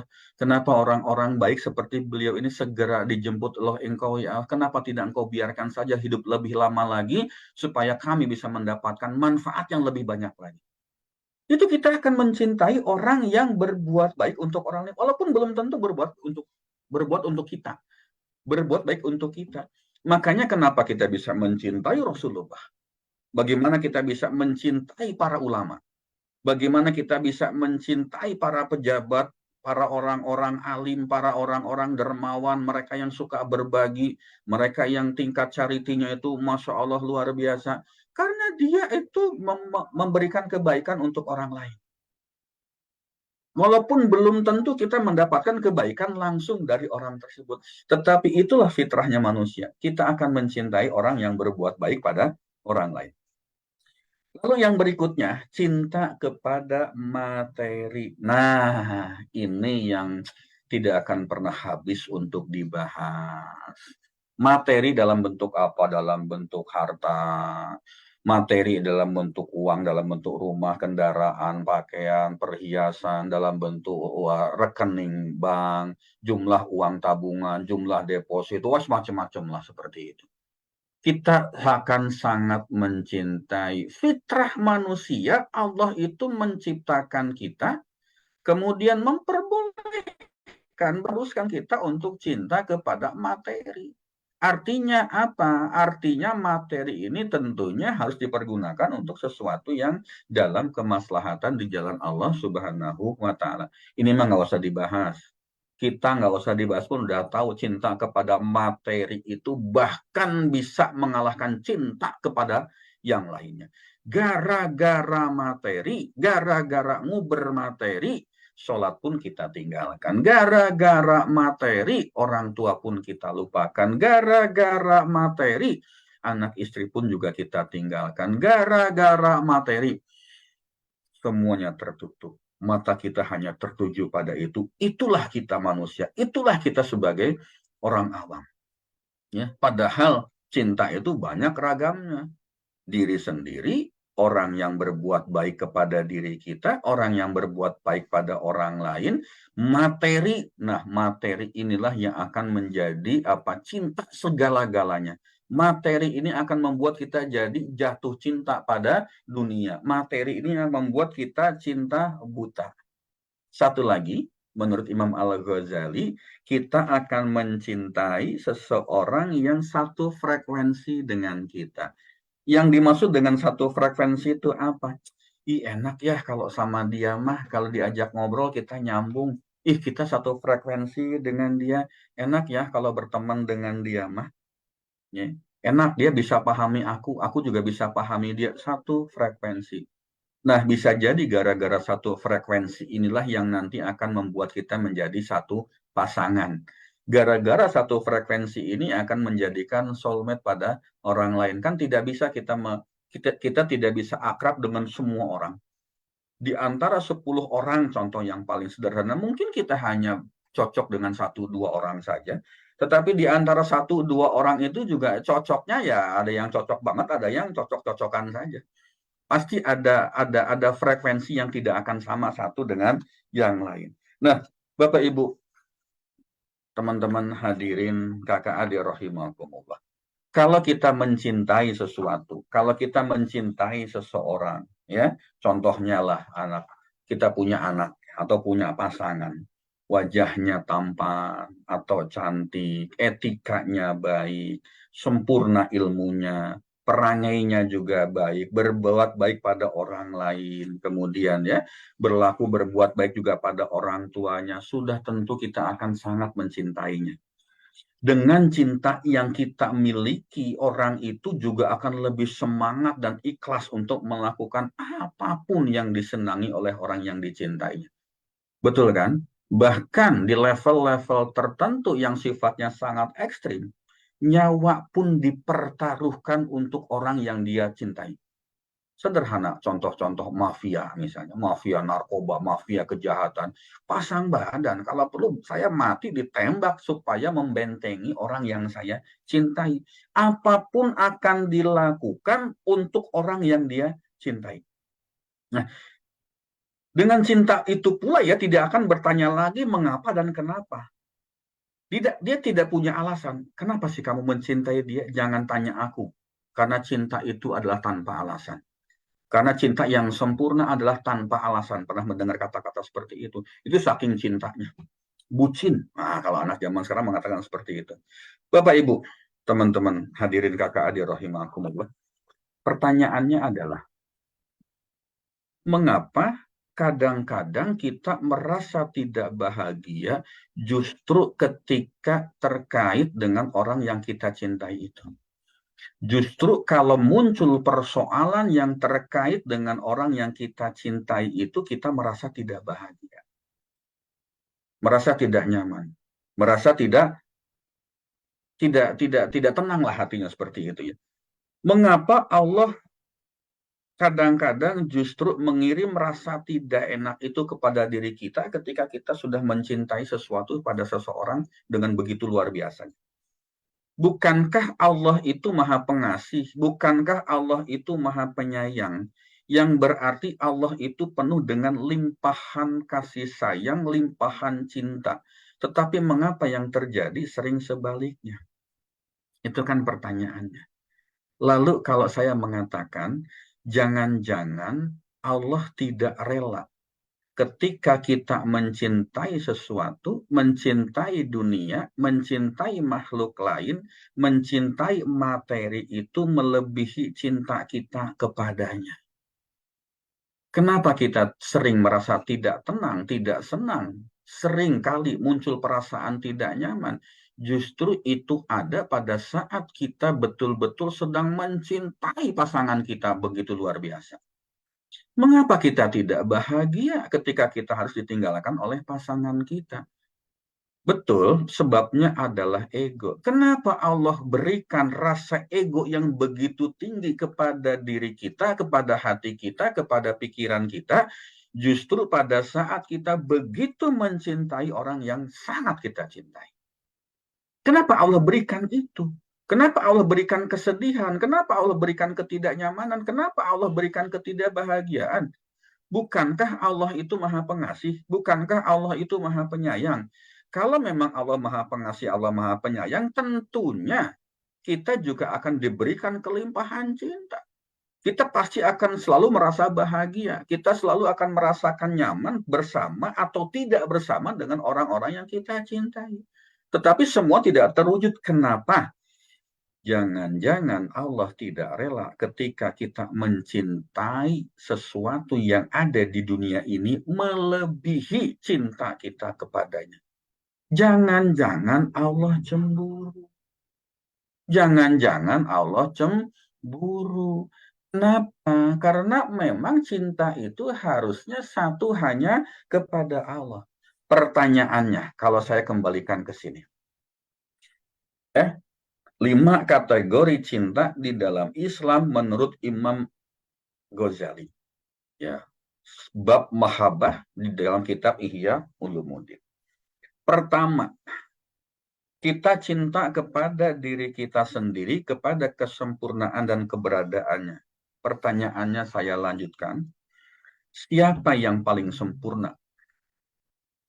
Siapa yang paling dan maha sempurna di dalam kehidupan kita ini? Allah jawabannya. Ketika Allah jawabannya, lalu kita terlalu cinta dengan diri kita sendiri, barangkali Allah cemburu di situ. Ketika Allah cemburu kepada kita yang terlalu mencintai diri kita sendiri, maka akan muncul rasa tidak bahagia, rasa tidak nyaman, rasa gelisah di dalam diri kita. Allah cemburu kalau kita terlalu mencintai diri kita sendiri. Yang kedua, kita akan mencintai orang yang berbuat baik kepada diri kita. Pertanyaannya, siapa yang selalu berbuat baik kepada kita? Walaupun kita tidak pernah berbuat baik kepadanya. Siapa yang sangat mencintai diri kita walaupun kita tidak pernah mencintainya? Siapa yang sangat menyayangi diri kita walaupun kita tidak pernah menyayanginya? Jawabannya kan satu, Allah.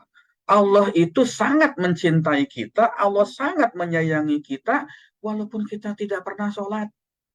Walaupun sholat kita bolong-bolong, walaupun sholat kita tidak pernah tepat waktu, walaupun kita tidak pernah berjamaah. Buktinya mana Allah cinta dengan kita? Masih diberikan kesehatan, masih diberikan rezeki dalam bentuk materi, masih diberikan peluang pekerjaan, masih macam-macam. Hidup kita masih nyaman, masih enak. Itu adalah bukti bahwa Allah berbuat baik kepada kita. Walaupun kita tidak pernah berbuat baik kepadanya.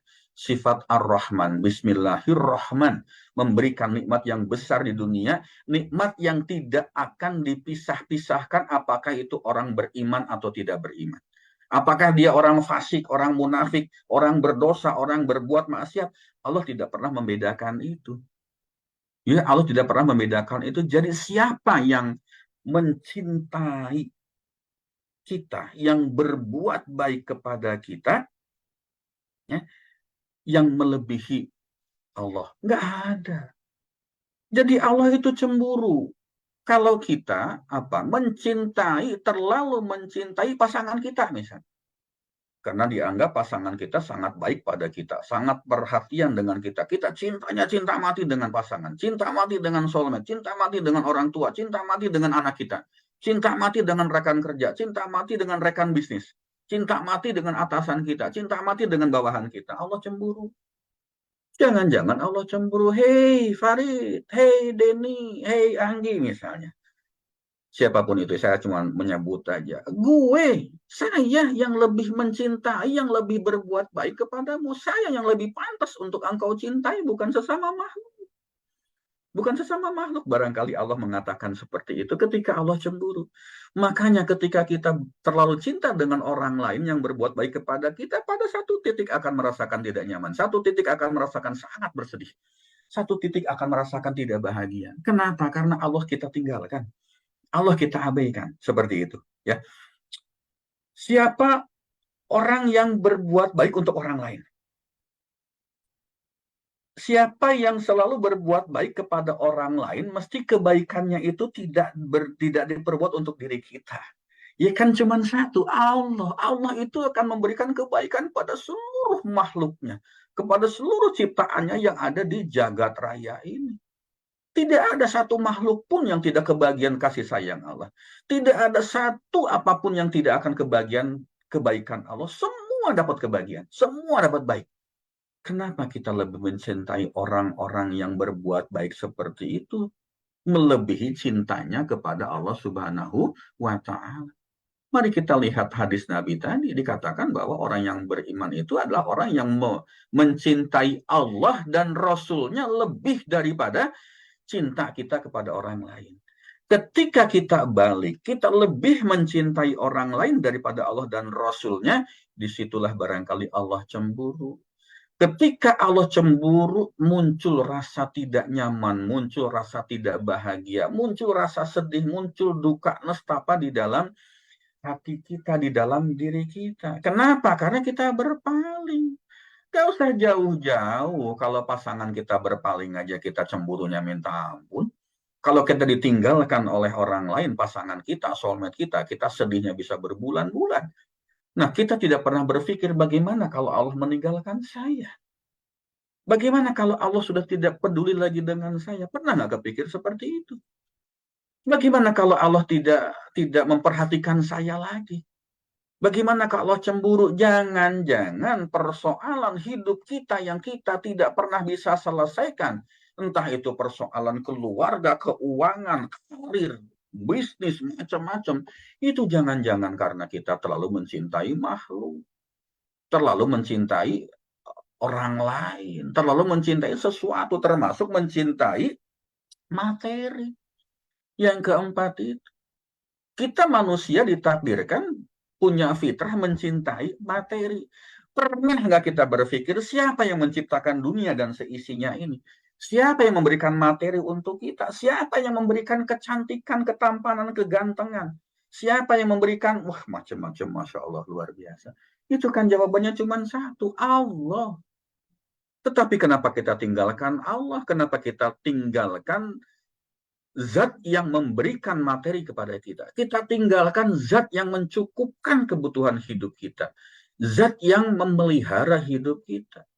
Itu kita tinggalkan. Ya cemburulah. Cemburulah barangkali Allah seperti itu. Wong anak kita bermain sama orang lain aja nggak mau lagi kumpul sama kita. Kita kadang-kadang cemburu. Iya ya sekarang umur udah SMP itu diajak main udah nggak mau lagi.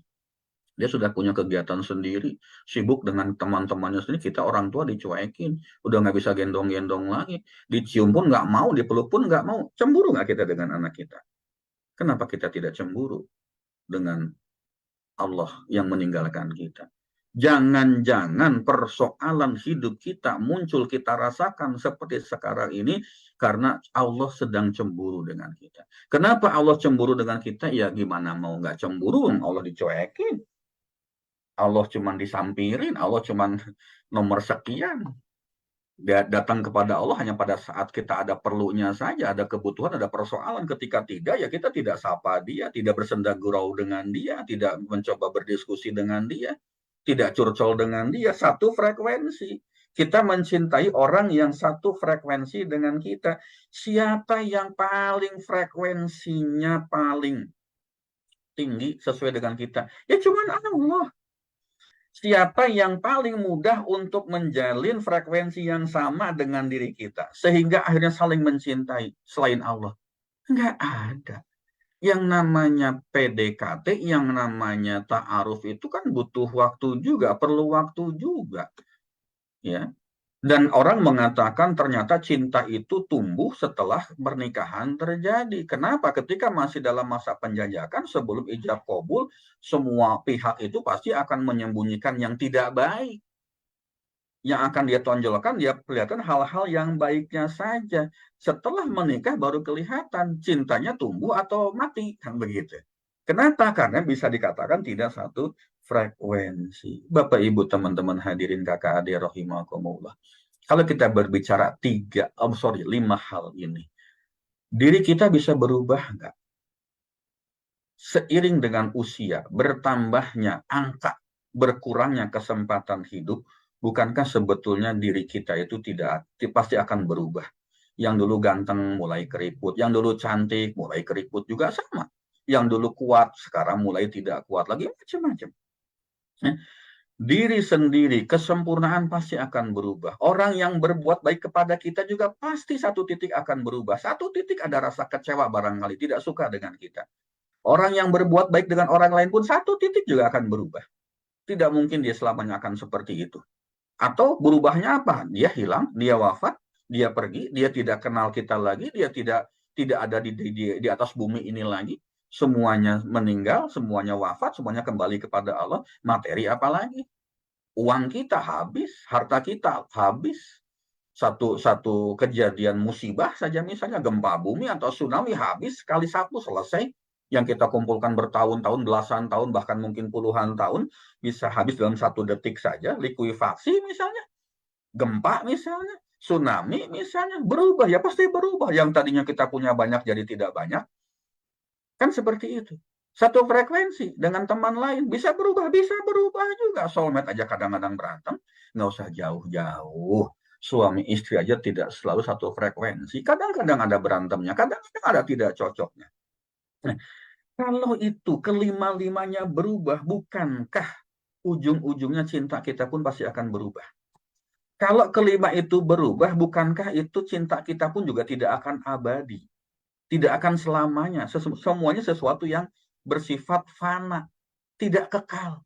Siapa yang punya kelima-limanya ini kekal? Siapa yang punya kelima-limanya ini abadi? Selain Allah.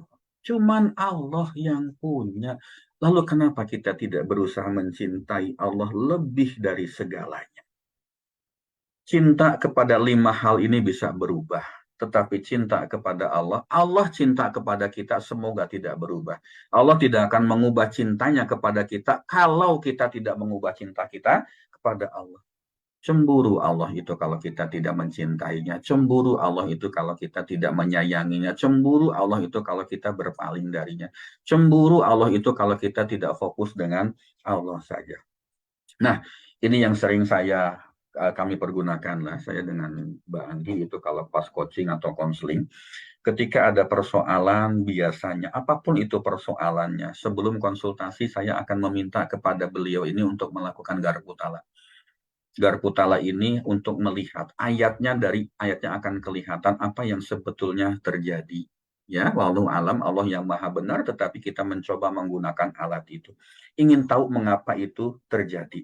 Mengapa Allah menurunkan ujian seperti itu kepada teman-teman yang datang untuk berkonsultasi. Ya, biasanya apa? Biasanya apa? Allah maha pencemburu. Betul, Pak Ugun. Ya, Allah itu maha pencemburu.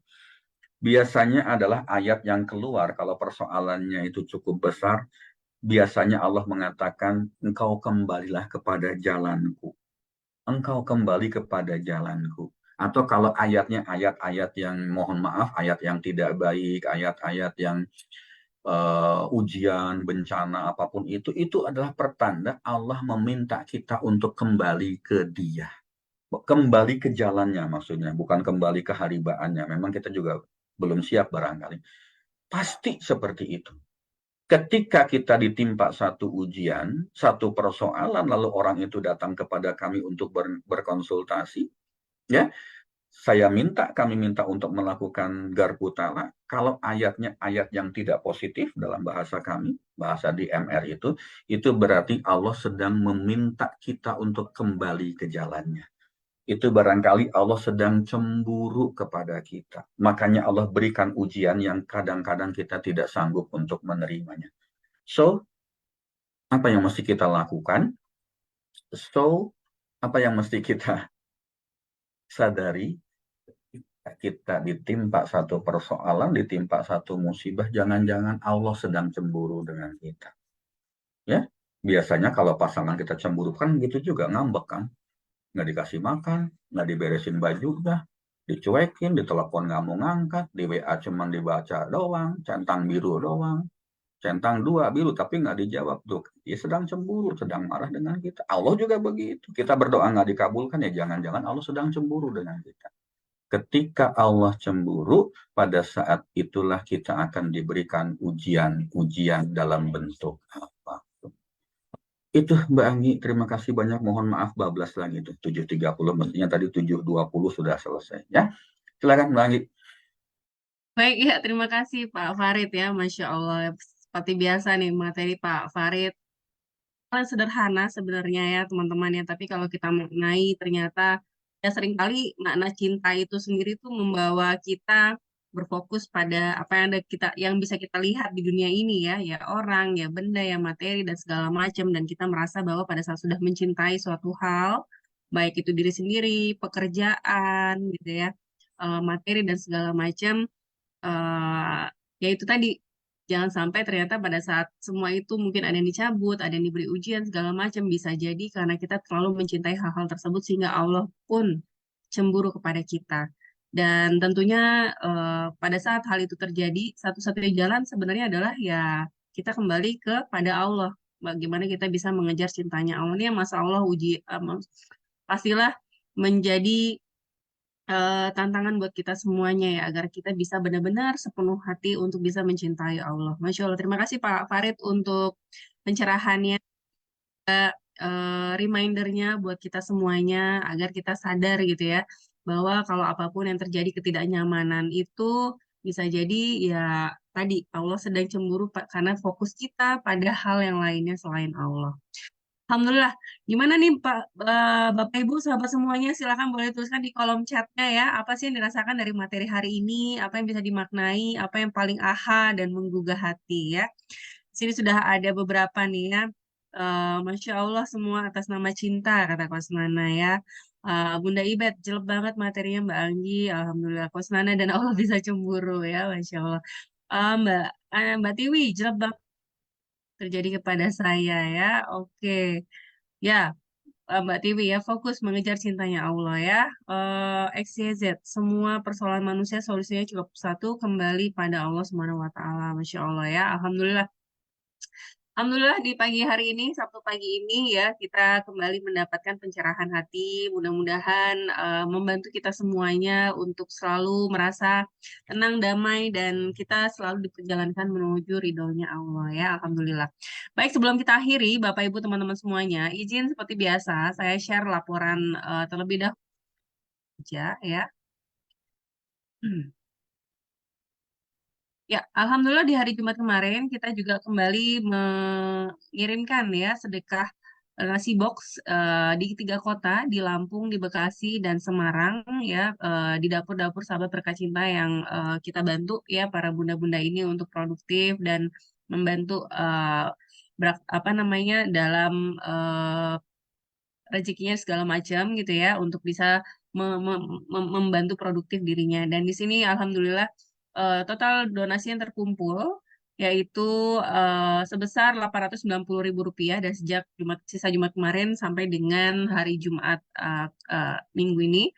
Kemudian total yang kita salurkan sebesar 750.000 dan masih ada sisa sebesar Rp140.000 ya. Terima kasih sekali lagi kepada para donatur, sahabat berkah-cinta yang terus membersihkan program ini ya, yang juga membantu kita semua untuk bisa meluaskan ya manfaat, dan alhamdulillah kita bisa terus berbagi ya di tempat-tempat yang dibutuhkan.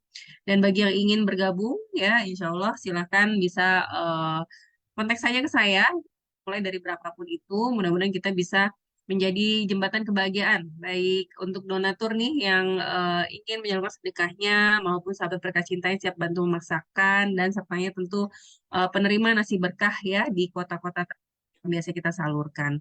Terima kasih semuanya yang sudah membersamai program ini. Mudah-mudahan Allah senantiasa limpahkan nikmat sehat, nikmat iman, nikmat Islam, ya diberikan keberkahan, kemuliaan, dan kebahagiaan dunia dan akhirat. Amin, amin, ya rabbal alamin. Baik, itu saja yang perlu saya sampaikan. Dan seperti biasa, teman-teman, Pak Farid akan menutupnya ya dengan doa kembali sehingga acara kita semakin penuh keberkahannya ya dengan doa-doa yang kita panjatkan bersama. Pada Pak Farid dipersilakan. Baik, Mbak Anggi, terima kasih banyak. Mari Bapak, Ibu, teman-teman hadirin kakak adik rahimakumullah, kita akhiri pertemuan kita ini dengan pembacaan doa. Semoga Allah meridhoi apa yang kita lakukan dan semoga memberikan manfaat yang sangat baik untuk kita maupun keluarga besar kita, untuk semua yang ada di sini dan beserta keluarga besarnya, baik untuk sekarang maupun masa yang akan datang. A'udzubillahi minasyaitonirrajim. Innallaha wa malaikatahu yusholluna 'alan nabi. Ya ayyuhalladzina amanu shollu 'alaihi wa sallimu taslima. Mari kita awali dengan istighfar 5 kali dan sholawat 5 kali. Astaghfirullahaladzim alladzi la ilaha illa huwal hayyul qayyum wa atubu ilaih. Astaghfirullahaladzim alladzi la ilaha illa huwal hayyul qayyum wa atubu ilaih. Astaghfirullahaladzim alladzi la ilaha illa huwal hayyul qayyum wa atubu ilaih. Astaghfirullahaladzim alladzi la ilaha illa huwal hayyul qayyum wa atubu ilaih. Astaghfirullahaladzim alladzi la ilaha illa huwal hayyul qayyum wa atubu ilaih. Allahumma sholli ala Muhammad wa ala ali Muhammad. Allahumma sholli ala Muhammad wa ala ali Muhammad. Allahumma sholli ala Muhammad wa ala ali Muhammad. Allahumma sholli ala Muhammad wa ala ali Muhammad. Allahumma sholli ala Muhammad wa ala ali Sayyidina Muhammad. Ya Allah, sesungguhnya aku bermohon kepada Engkau dan aku menghadap kepada Engkau dengan Rasulullah sallallahu alaihi wasallam. Ya Rasulullah Muhammad, sesungguhnya aku menghadap Tuhanku bersamamu dalam memohonkan hajatku ini agar dikabulkan. Ya Allah, perkenankanlah Rasulullah Muhammad sallallahu alaihi wasallam untuk memberikan syafaatnya kepadaku. Ya Allah, ya Ghafur, Engkau Maha Pengampun, Engkau Maha Pengasih, Engkau Maha Penyayang. Ampunilah dosa-dosa kami, ya Allah, dosa keluarga kami, dosa anak, istri, suami kami, dosa kedua orang tua kami, dosa para pemimpin kami. Jadikanlah kami orang yang senantiasa mendapatkan hidayah-Mu, ampunan-Mu, dan kelak juga mendapatkan syafaat dari Rasulullah Sallallahu Alaihi Wasallam. Ya Allah, ya Rabbana, anugerahkanlah kepada kami keluarga yang sakinah, mawadah, warahmah. Bimbinglah kami untuk tetap setia di jalan-Mu, jalan yang Engkau ridhoi untuk kami dan seluruh anak keturunan kami. Ya Allah, ya Basit, hanya Engkau yang maha membolak-balikan hati makhluk-Mu. Tanamkanlah dalam jiwa orang-orang yang kami cintai rasa kasih sayang yang tulus, rasa kasih sayang yang murni, rasa yang kasih sayang semata-mata karena Engkau. Sungguhnya aku mohon kepadamu agar melimpahkan rezeki kepada kami berupa rizki yang halal, rizki yang luas, dan rizki yang tanpa susah payah, tanpa memberatkan, tanpa membahayakan, dan tanpa rasa lelah dalam memperolehnya. Sesungguhnya Engkau berkuasa atas segala sesuatu. Rabbana atina fid dunya hasanah wa fil akhirati hasanah wa qina adzabannar. Subhana rabbika rabbil izzati amma yasifun wa salamun alal mursalin walhamdulillahi rabbil alamin. Al-Fatihah. A'udzubillahi minasyaitonirrajim. Bismillahirrahmanirrahim. Alhamdulillahirabbil alamin. Arrahmanirrahim. Maliki yaumiddin. Iyyaka na'budu wa iyyaka nasta'in. Ihdinas siratal mustaqim. Shiratal ladzina an'amta 'alaihim ghairil maghdubi 'alaihim waladdallin. Amin. Baik Bapak Ibu, teman-teman hadirin kakak adik rahimakumullah, terima kasih atas segala kebersamaannya. Mohon maaf atas segala kesalahan kekurangannya. Billahi taufiq wal hidayah. Wassalamualaikum warahmatullahi wabarakatuh. Waalaikumsalam warahmatullahi wabarakatuh. Oh, lupa saya belum dibuka ya. Alhamdulillah, terima kasih sekali lagi Pak Farid untuk materi kajian hari ini ya. Allah cemburu. Mudah-mudahan dengan adanya materi ini semakin kita mengejar cintanya Allah supaya Allah justru makin cinta sama kita ya. Kalau Allah sudah cinta sama kita, insya Allah segala tolongannya hadirkan, segala urusan kita juga akan Allah lancarkan, akan selesaikan dengan caranya Allah. Dan tentunya semakin banyak keajaiban yang akan Allah hadirkan dalam hidup kita. Amin, amin, ya rabbal alamin. Mudah-mudahan kita semua di sini ya semakin ajaib hidupnya. Alhamdulillah.